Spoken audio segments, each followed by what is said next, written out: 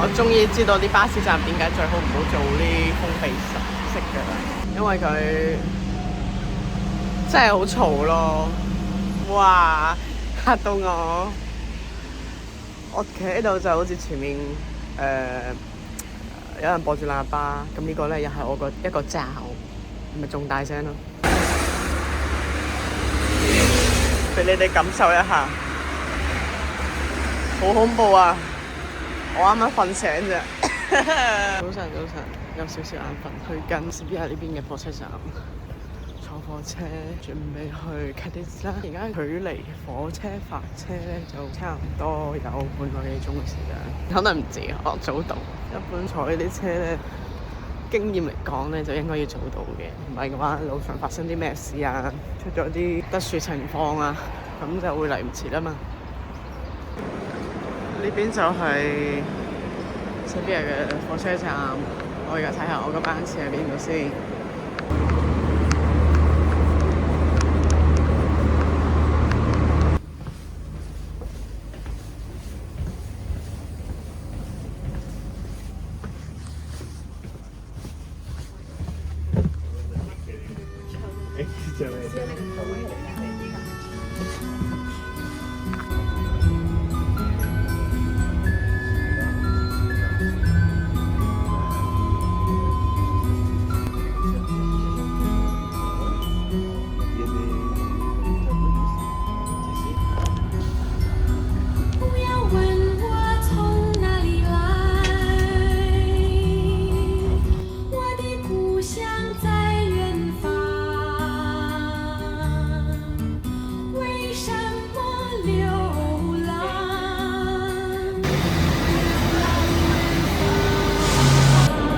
啱啱落車，一邊係一個海邊嘅城市，佢係西班牙最古老嘅一個城市啦，可以追溯到公元前600幾年定800幾年。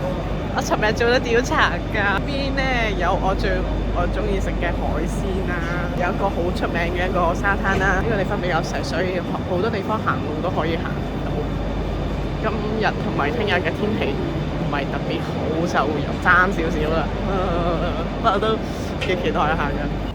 唔知今日佢哋要參加乜嘢節日咧？咁得意嘅。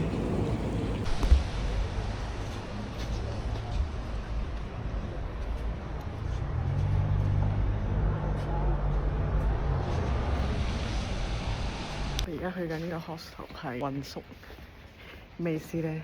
男女都可以一齊住，算係比較平。我係專門揀啲評分比較高嘅，評分低嗰啲雖然價錢低，但係嗰啲我唔敢住啊。我呢度離市中心好近咯，所以我就揀呢個，只不過1萬啫，咪試下咯，未試過。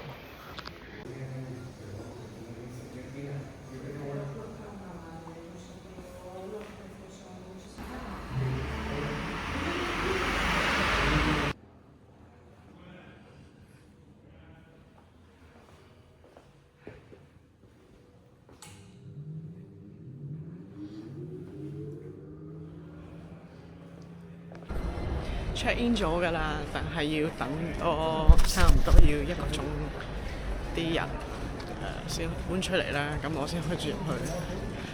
趁喺個時間去下海灘，去下沙灘先。我有少少緊張，我點咗一個搭債，我唔知我自己扮成唔成。試下咯。成係我打包，我留意今晚再繼續食，最多我今晚買多2個送住嚟食。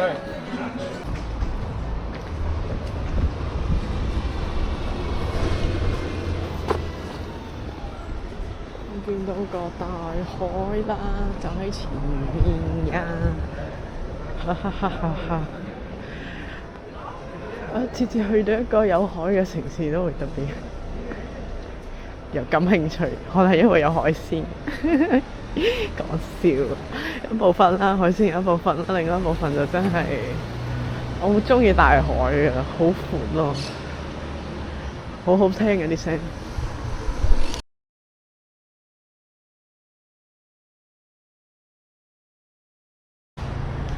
呢度有隻教堂，但係仲未開。咁我而家又諗到一個問題啦，咁會唔會有好多旅客咧？幾日都冇辦法，我去到邊度都咁熱鬧啊！前面呢個棚咧係佢哋呢幾日要連續呢一個星期啦，都要整一個嘉年華，好似馬德里咁樣。馬德里係連續1至5號咯。啱啱我翻去嗰日就冇咗啦。但係呢個咧就係1個星期度，哇！好香，哇！真係好香。我已經聞到啲海鮮味啊！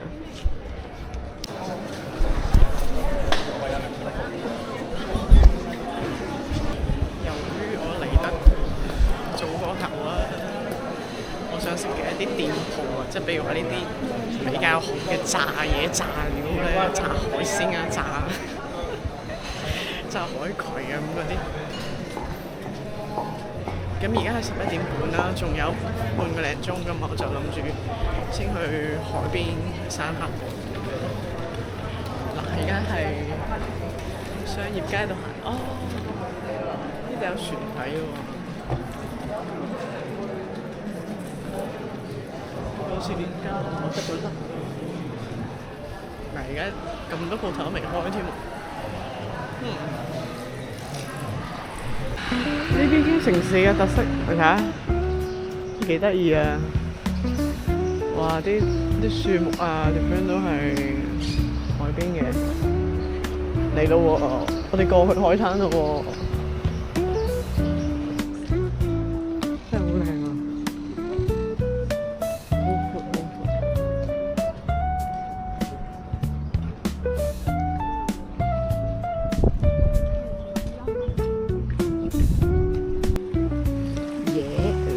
邊啲咩嚟嘅？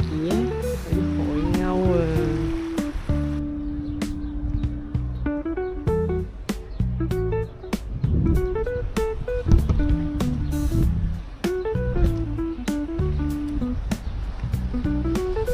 真係好靚好靚好靚！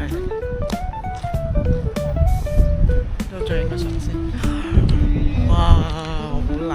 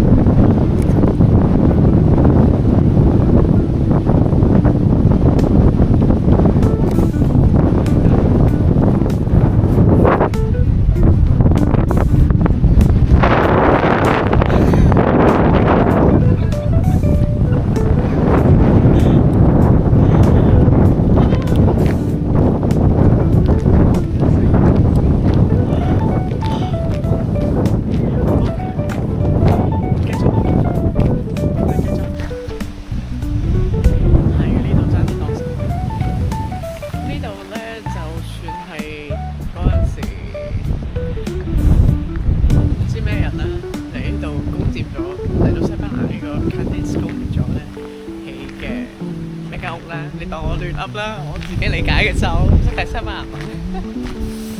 咁咧就咁你有嗰啲圍欄啦，呢度四周圍都係海嚟嘅。呢啲特色咧係咪會有非洲嗰啲特色咧？